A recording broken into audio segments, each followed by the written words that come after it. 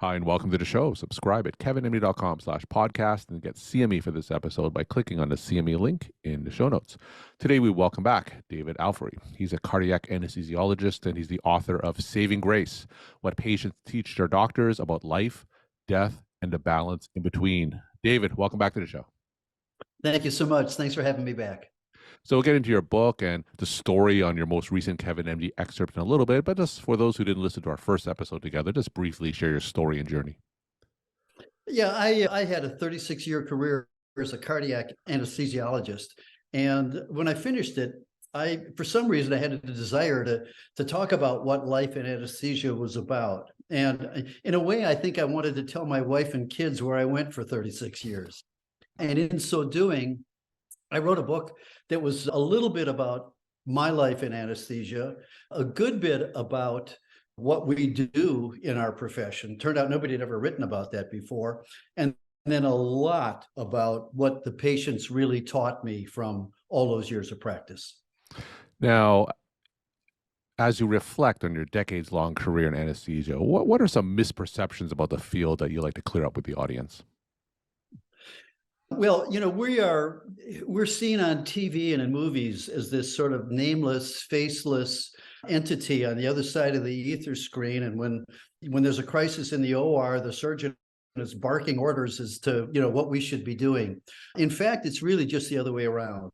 When there's other than bleeding, if there's a real crisis in the OR, the surgeons generally step back and just sort of hope that we can get the patient resuscitated. So it's really a situation of egalitarianism in the OR, that everybody has a role to play. The idea of the captain of the ship being the surgeon is really antiquated.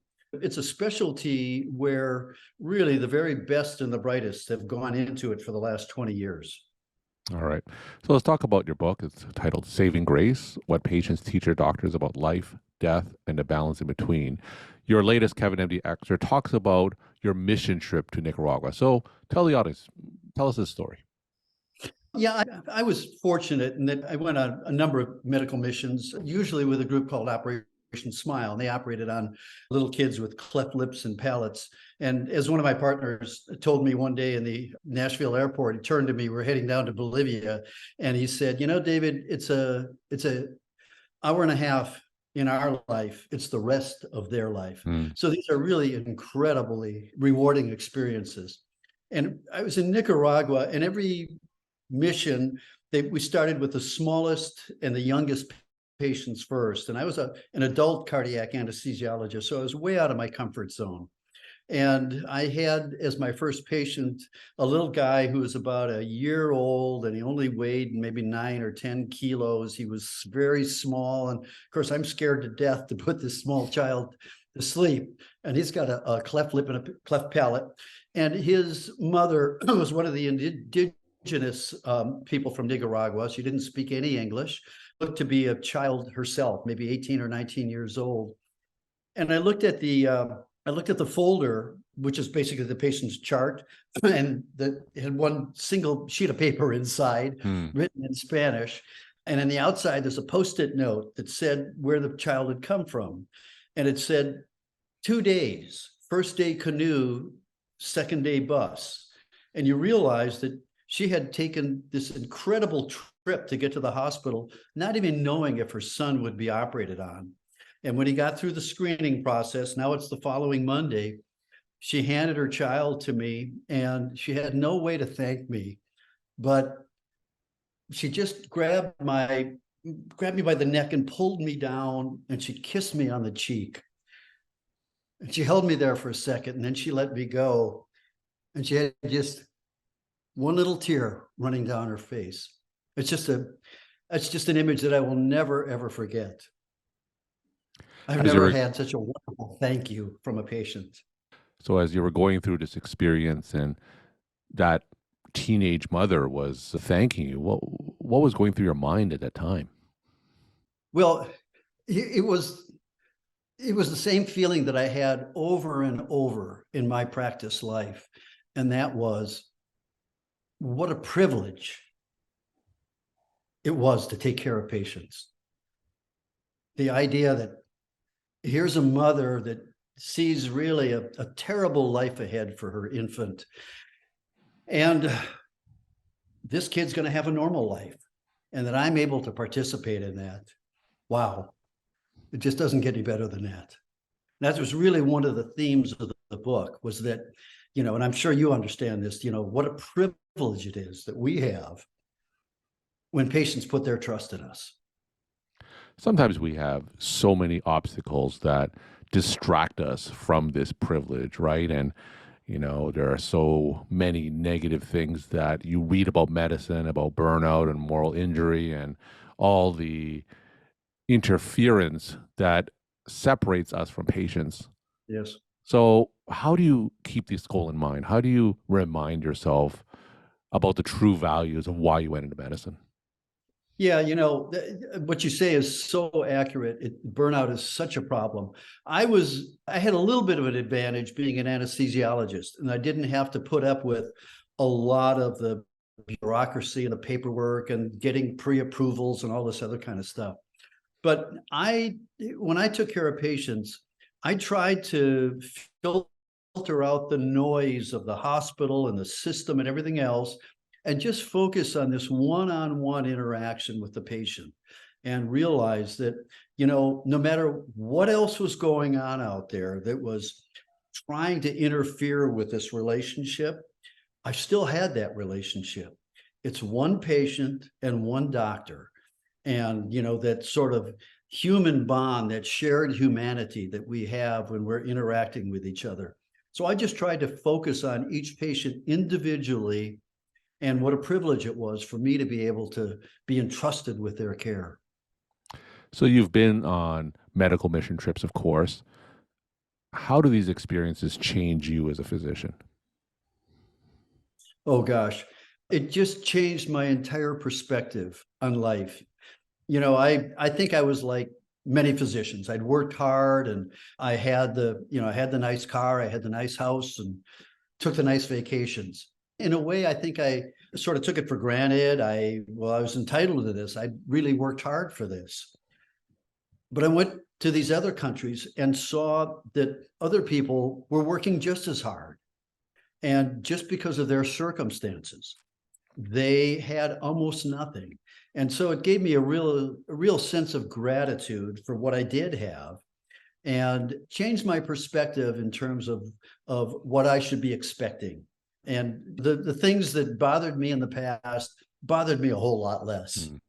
There were times I went to bed in the hospital on OB call. It might be 1 a.m, and I'm anxious, and I've worked for 18 hours or whatever it is. I'm trying to get a couple of hours sleep, and I would consciously think, well, you could be in Romania. Had a memorable week at a mission trip in Romania. So it really helped put things in perspective.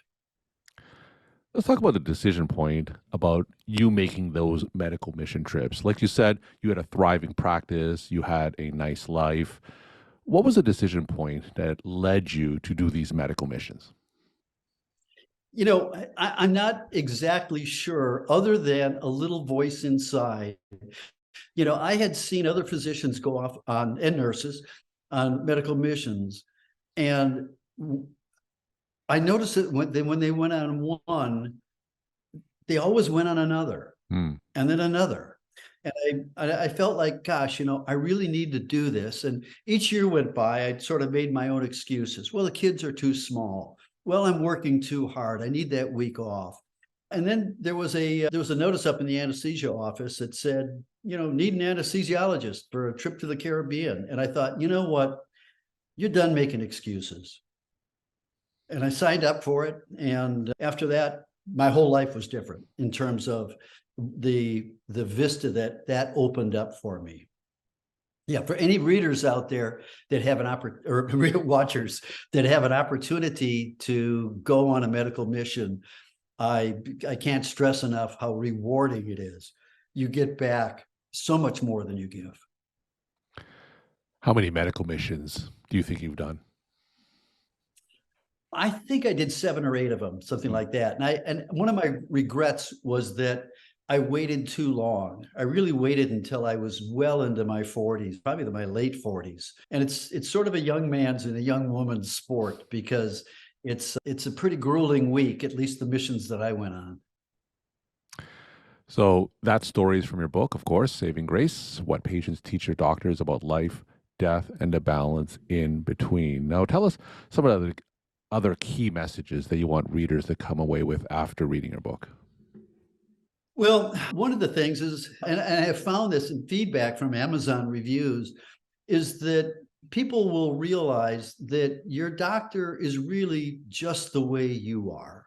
Many of the readers that left reviews had said, I've always put doctors on a pedestal, and they've always been sort of unapproachable. They're living in this netherland.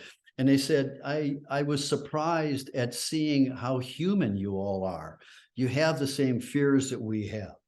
You have the same anxieties that we have, the same desires that we have. So I think, first of all, the fact that we have this shared humanity and so much in common. And I think the other thing is that, our lives race by us.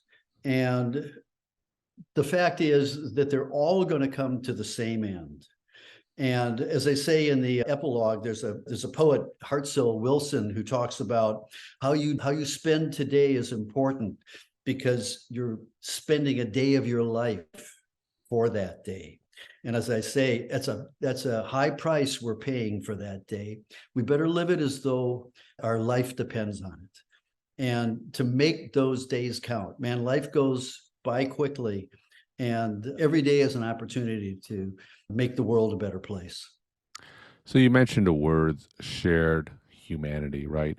And you share these stories in order to let patients know that, hey, doctors are human too. So why is it important for patients to know that? Well, I think, so much of the care of a patient is built upon trust.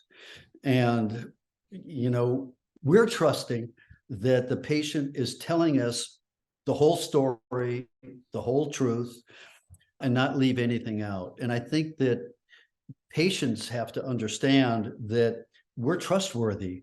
We're just like them, that if we're going to have this relationship, this unbelievable bond that we form with our patients, knowing who we are and what we're all about is really important, that we are the same. And in fact, there's one team here, and we're playing for one goal, and that's for the betterment of the patient. So you talked about the reaction from Amazon readers and patients. What about the reactions from your colleagues in the medical profession? What were their reactions when you shared these stories in your book? They were really gratifying. Nurses and physicians contacted me and said, I've never seen a more accurate depiction of what it is to be in medicine, whether it's in the OR or just interacting with patients.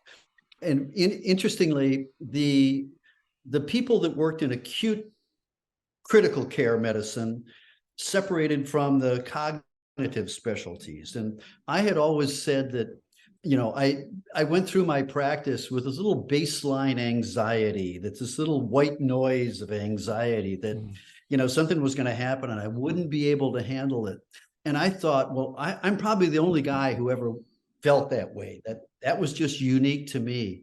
And I've had so many people contact me and say, it's exactly the way I felt. And I had no idea that that's sort of common to people that are in the specialties where you might have to make a critical decision in a matter of seconds. So I didn't feel quite so lonely when they contacted me with that. Now, for those clinicians who are listening to this and they're on the fence about sharing their experiences and sharing their stories, what kind of messages do you have for them? It was far more rewarding than I realized it would be. Going back and visiting these episodes, although some of them were painful to visit, as physicians, we all have experiences and we put them in a little box, but that box is always there. And when you open that box, a lot of those emotions that you felt at that time, it might be 40 years ago, those emotions come back to you. And that can be a little painful, but it can be a little cathartic as well. And reliving a lot of these stories and these episodes really reinforced to me the lessons that I'd learned in life. And it was really a rich and rewarding experience. So for the listeners, maybe the way to start is write an episode down or write something from their heart and submit it to you. You've got so many great things that you publish on your site. It's a nice venue for them to enter into this realm. I just want to really encourage people to go ahead and express themselves. It's really fulfilling. The book is called Saving Grace: What Patients Teach Their Doctors About Life, Death, and the Balance in Between. David, tell us some of your take-home messages that you want to leave with the KevinMD audience. I think that the take-home message is that we are all alike.